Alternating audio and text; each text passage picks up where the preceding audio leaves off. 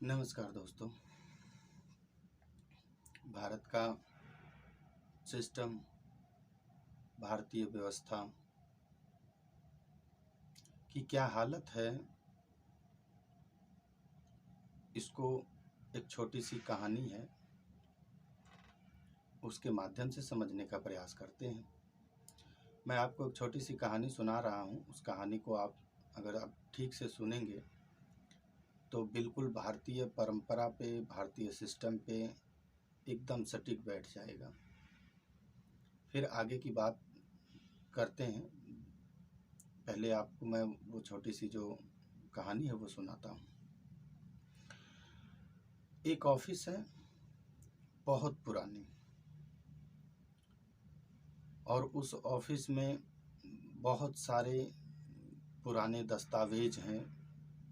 इतिहास से भरा हुआ है पूरा का पूरा ऑफिस। उसमें काम करने वाला जो कर्मचारी है वो अपनी जब कुर्सी पे बैठता है तो उसको दिखाई नहीं देता, नज़र नहीं आता वो किस जगह बैठा हुआ है, क्योंकि उसके आगे भी इतिहास की किताबें, दस्तावेजें भरी पड़ी हुई हैं, पीछे भी भरी पड़ी हुई हैं, सामने भी, अगल में भी, बगल में भी, चारों तरफ। यानी कि वो अगर बैठ जाए, आप उसको देखना चाहें तो बड़ी मुश्किल से वो नज़र आए। ऐसी स्थिति में वो काम कर रहा है। बहुत पुरानी उसके पास इतिहास की, जैसा कि भारत के किसी भी कार्यालय, किसी भी ऑफिस में आप चले जाइए तो ठीक ऐसा ही देखने को मिलेगा। और ठीक भी है, देखने से लगता भी है कि हाँ, ऑफिस में कुछ काम होता है। अगर ऑफिस में कुछ दिखे ही ना, फिर तो लोग काम करने वाले अधिकारी को निकम्मा कहेंगे तो कुछ काम ही नहीं करता। ये बड़ा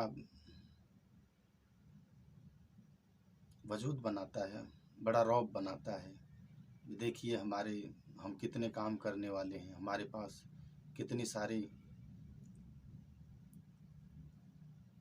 दस्तावेज पड़े हैं, इतिहास की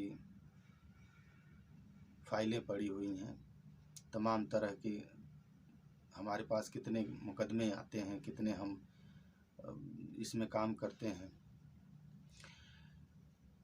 उस तरह से वो भी था, ठीक वैसे ही जैसे आज आप किसी भी कार्यालय, किसी भी ऑफिस में जाएंगे तो ऐसा ही देखने को मिलेगा।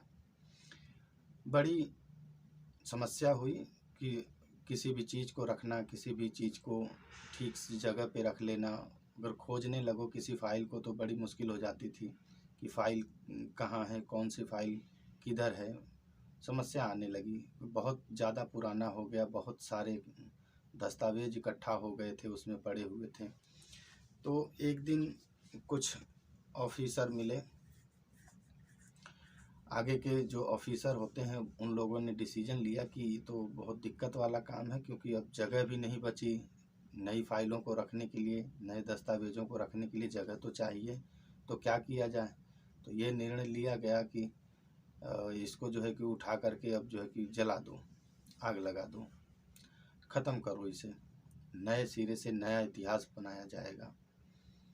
ठीक है, यह फैसला हो गया, लेकिन अंतिम में एक और बात को ख़त्म करते हुए उस टीम ने ये फैसला सुना लिया, ये फरमान जारी कर लिया कि सारे पुराने फाइलों को जला दिया जाएगा, लेकिन इन सभी फाइलों का एक फ़ोटोकॉपी करा लो।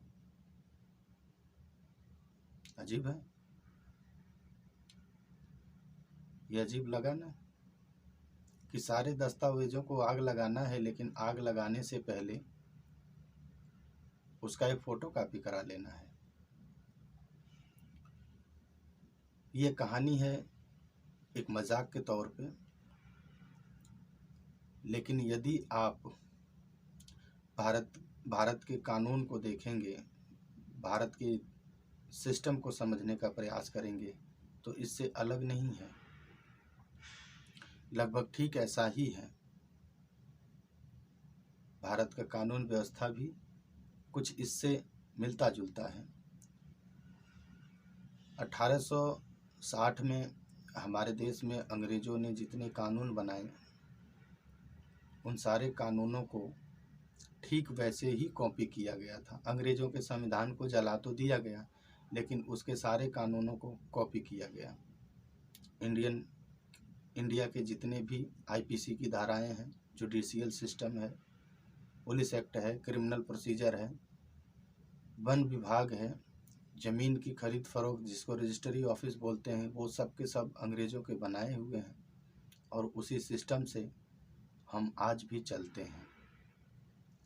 और आप बराबर इस बात को ध्यान रखिए कि भारत में जितने भी कानून अंग्रेज़ों ने बनाए थे, उन सारे कानूनों को भारतीय लोगों पर थोपने के लिए, इनका शोषण करने के लिए, इन्हें लूटने के लिए, इनके ऊपर अत्याचार करने के लिए, ताकि हिंदुस्तान और सैकड़ों साल, हजारों साल तक गुलाम बना रहे, इसके लिए उन्होंने कानून बनाया था। अपने अधिकारियों के सहूलियत को भी ध्यान में रखा था। इसीलिए आज जितने भी अधिकारी के तौर पे या नेता के तौर पे जितने भी भ्रष्ट लोग निकल के आते हैं, क्या होता है? ना उनको कोई सज़ा होती है, ना उनकी गिरफ्तारी हो पाती है, कुछ भी नहीं हो पाता, और सब ये कानून के तहत होता है। क्योंकि उन लोगों ने जितने भी कानून बनाए थे वो सब अपनी सहूलियत को ध्यान में रखकर ही बनाए थे, तो फिर उनको सज़ा मिले कैसे? हमने तो कुछ भी ऐसा कानून बनाया ही नहीं जो इसके खिलाफ हो।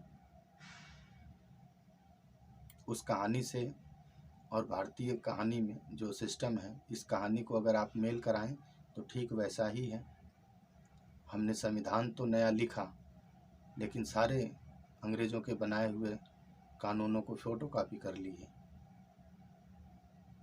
आपकी क्या राय है? कमेंट बॉक्स में दीजिए। फिर मैं आगे मिलूँगा किसी टॉपिक पर, नए विषय पर। तब तक के लिए धन्यवाद।